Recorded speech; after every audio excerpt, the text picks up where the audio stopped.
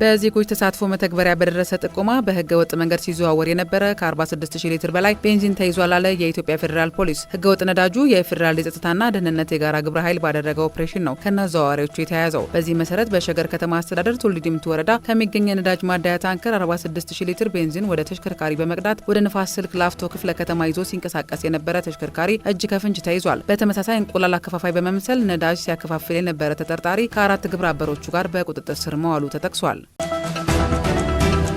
ኢትዮጵያ በዓለም ንግድ ድርጅት አባልነት ዙሪያ ከህንድ ጋር እያደረገች ያለውን የሁለትዮሽ ድርድር በአፋጣኝ ለማጠናቀቅ ተስማማች። የንግድና ቀጠናዊ ትስስር ሚኒስትር ዶክተር ካሳሁን ጎፌ ከህንድ ንግድና ኢንዱስትሪ ሚኒስትር ሽሪ ፒዩሽ ጎያል ጋር ውይይት አድርገዋል። ኢትዮጵያ የድርጅቱ አባል ለመሆን የምታደርገውን ድርድር በተያያዘው የፈረንጆቹ ዓመት ለማጠናቀቅ ጽኑ አቋም እንዳላት አረጋግጠዋል።